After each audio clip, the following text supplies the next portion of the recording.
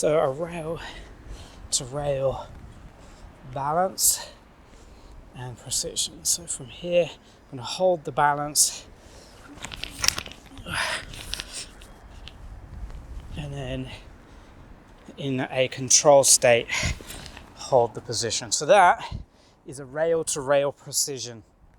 It requires a lot of skill to learn how to balance on a bar, hold that position and get comfortable so you can then jump, target a very accurate landing, land on the balls of the feet, and then control another balance. Start off small, as I say in most of the videos. Start off small, start off low, practice going from the floor to a rail first, practice going from a rail to a wall, and then ultimately a rail to a rail. This requires a lot of practice. You're going to be fighting the fear of especially landing on a very accurate target. This is something that spooks a lot of people, but it's really just exposure therapy of doing it over and over and over again. The way that you can work up to this is land and bounce off first. So you don't need to stick it every time to begin with, just sort of hit it and sort of get used to committing to the jump. So let's go up, I'll show you. So I'm going to get on here and be nice and controlled, and then when I'm ready, I'm going to land and just pop off. I'm just going to land and drop, but I'm getting used to the fear of doing the jump, and that's what it's really about, doing the jump. The accuracy and sticking will come later. You really want to get used to just committing to it, getting to that bar.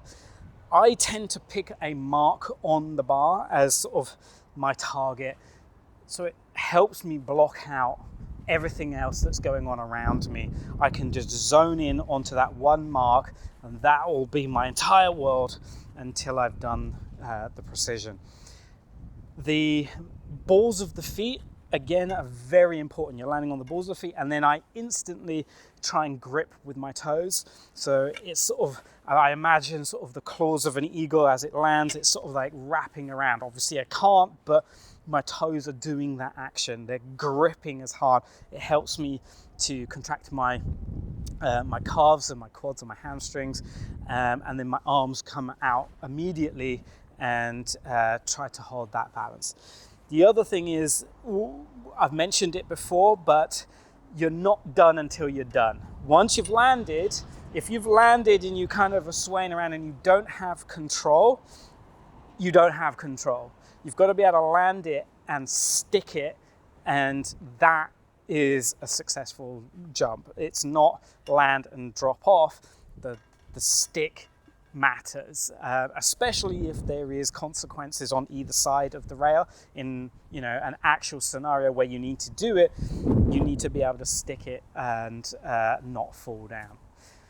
Saying that though, getting used to doing a turn vault drop is important as a bail technique. So for instance, if I was to land on the bar and then instead of trying to hold it, I'm going to drop on, as if I can't hold it, you can drop into a turn vault situation where if it was on the side of a wall or on top of a building, I'm going to save myself. So from here, I'm going to land and then drop into this turn vault position. Practicing that will also help the confidence of doing the rail pre.